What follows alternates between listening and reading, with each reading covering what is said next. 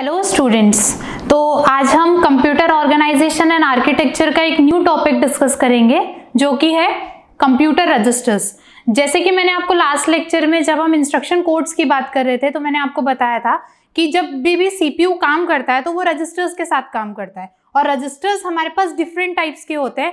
हर instruction type के लिए हर एक अलग अलग टाइप ऑफ रजिस्टर्स डिफाइन होता है, ठीक है। तो अब इसमें भी एक चीज़ है कि जिसमें भी जो स्टोरी है वो कहाँ से शुरू होती है वो हम पहले देखेंगे। तो जो स्टोरी शुरू होती है वो बेसिकली कहाँ से शुरू होती है, वो है हमारा मेमोरी, ठीक है। अब मेमोरी में हम सबसे स्मॉल साइज ऑफ मेमोरी लेने की कोशिश किया है, जो हमने लिया है 4096 मल्टीप्लाइड बाय 16। 4096 की जब हम बात कर रहे हैं तो 4096 जो है वो है हमारे नंबर ऑफ वर्ड्स। अब इसमें आप एक देखिए कि हम यहाँ पे ले रहे हैं वर्ड्स। वर्ड्स बेसिकली क्या होता है, वर्ड्स होता है हमारा यूनिट ऑफ रिप्रेजेंटेशन। मेमोरी को जिस यूनिट में रिप्रेजेंट करते हैं वो है हमारा वर्ड्स। अब आपने पहले सुना होगा कि मेमोरी या तो बिट्स में रिप्रेजेंट होती है या तो बाइट्स में रिप्रेजेंट होती है, पर आजकल के जो ऑपरेटिंग सिस्टम्स बनते हैं वो कुछ 32 बिट्स के होते हैं, कुछ 64 बिट्स के होते हैं और भी वेरिएशन ऑफ बिट्स ऑक्यूपाई करते हैं। तो इसलिए अब जो मॉडर्न ऑर्गेनाइजेशन जब हमने एक्सप्लेन किया है तो उसमें हमने जो यूनिट रेफरेंस की है वो होती है हमारी वर्ड्स, ताकि ये क्या करती है, ये डिफरेंट टाइप्स ऑफ हमारे क्या करती है, यूनिट्स को रिप्रेजेंट करती है। उसके साथ साथ ही हमने लिया है 16।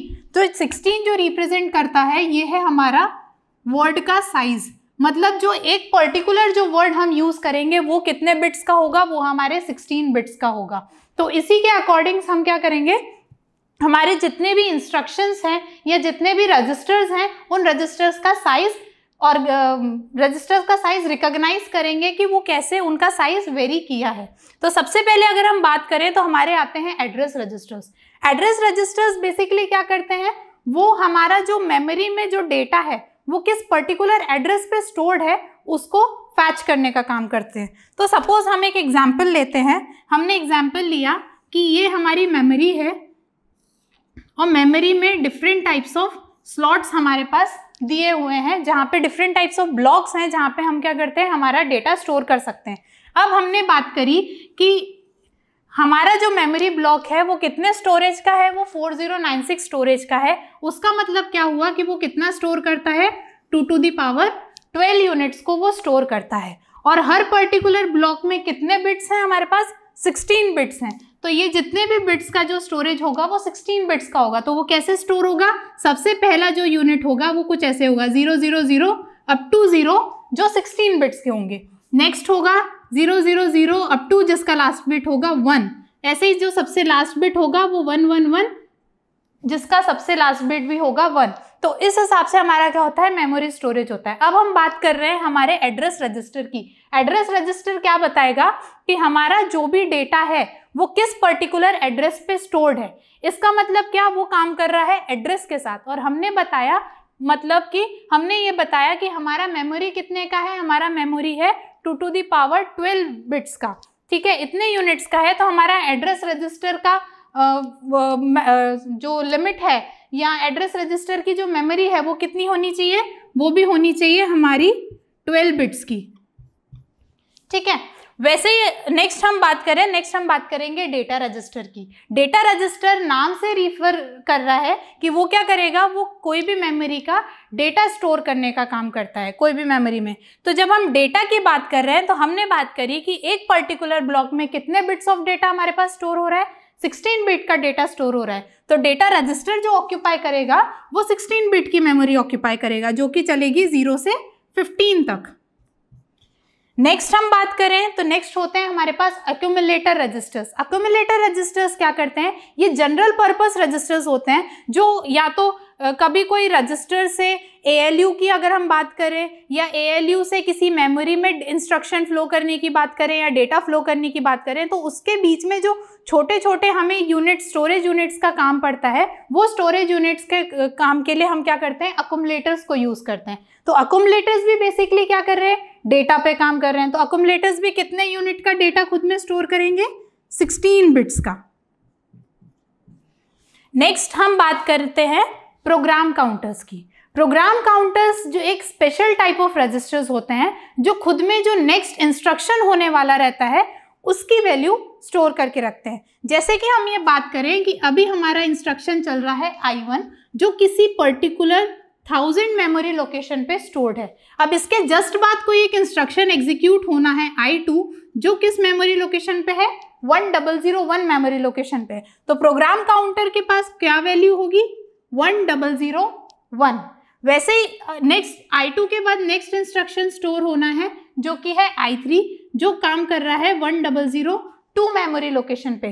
तो जब I1 एग्जीक्यूट होगा तो प्रोग्राम काउंटर पे एड्रेस क्या स्टोर्ड होगा, 1002, ताकि पता चल जाए कि हमें नेक्स्ट इंस्ट्रक्शन कौन से मेमोरी एड्रेस से लेना है। तो इसमें भी अगर हम देखें तो प्रोग्राम काउंटर किस पे काम कर रहा है, प्रोग्राम काउंटर काम कर रहा है हमारे मेमोरी एड्रेस पे। और हमारी मेमोरी कितने की है, हमारी मेमोरी है 12 बिट्स की। तो प्रोग्राम काउंटर भी जो लेगा वो हमारा 12 बिट्स ऑफ स्टोरेज खुद में स्टोर करेगा। नेक्स्ट हम बात करेंगे इंस्ट्रक्शन रजिस्टर्स की। तो इंस्ट्रक्शन रजिस्टर्स की जब हम बात करते हैं तो ये बेसिकली क्या स्टोर करते हैं खुद में, किसी भी टाइप का इंस्ट्रक्शन। जब भी कोई इंस्ट्रक्शन फ्लो हो रहा है तो वो इंस्ट्रक्शन किसके थ्रू पास होगा, इंस्ट्रक्शन रजिस्टर्स के थ्रू। हमने प्रीवियस लेक्चर्स में भी पढ़ा है, हमने इंस्ट्रक्शन फॉर्मेट भी देखा था। तो इंस्ट्रक्शन फॉर्मेट की अगर हम बात करें तो इंस्ट्रक्शन फॉर्मेट जो होता है वो 3 मोड टाइप्स में डिवाइड होता है। पहला होता है आपका मोड, दूसरा होता है ऑपकोड और तीसरा होता है ऑपरेंड।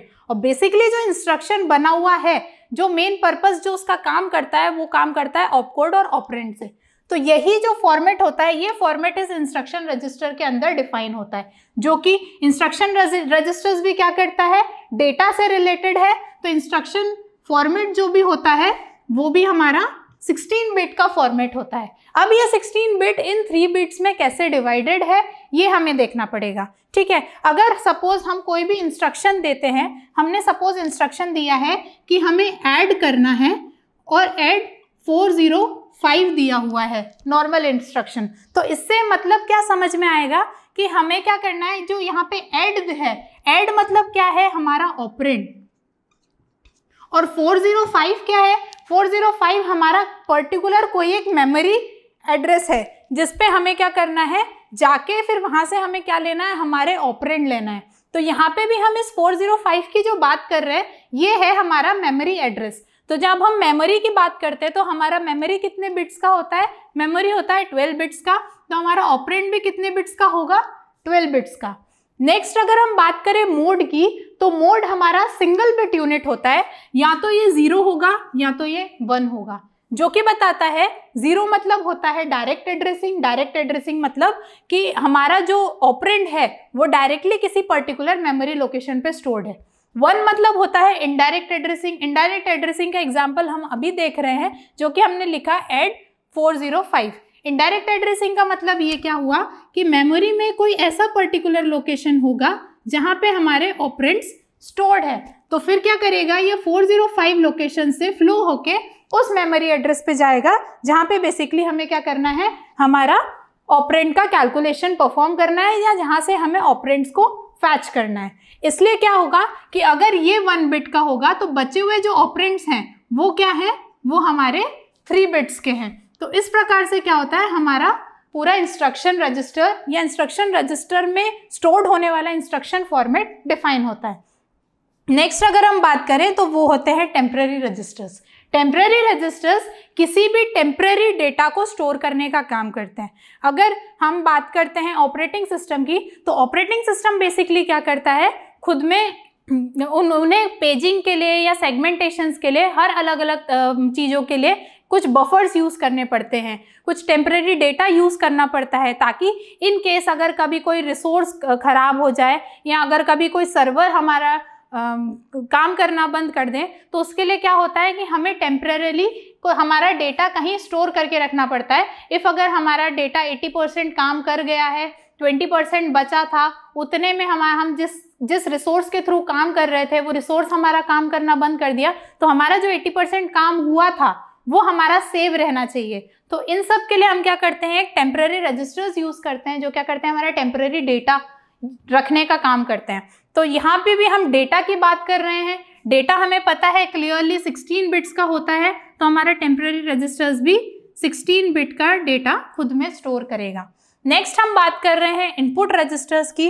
तो इनपुट रजिस्टर्स नॉर्मली क्या करते हैं, हमने जो भी इनपुट लिया है वो इनपुट खुद में स्टोर करने का काम करते हैं। तो इनका ना ही रिलेशन मेमोरी से है, इनका ना ही रिलेशन किसी डेटा से है। ये नॉर्मली इनपुट लेंगे और सिमिलरली वैसे ही आउटपुट रजिस्टर्स क्या करेंगे, नॉर्मली हमारा आउटपुट लेंगे। ठीक है, तो हमने यहाँ पे एक छोटे से एग्जाम्पल लिया था, तो इस छोटे एग्जाम्पल पे अगर हम बात करें तो ये सिंपली या तो 8 बिट्स के होंगे, आउटपुट रजिस्टर्स भी इनपुट रजिस्टर्स के अकॉर्डिंग ही 8 बिट्स का फ्लो करेगा। इस हिसाब से क्या होता है, हमारे रजिस्टर्स फ्लो करते हैं।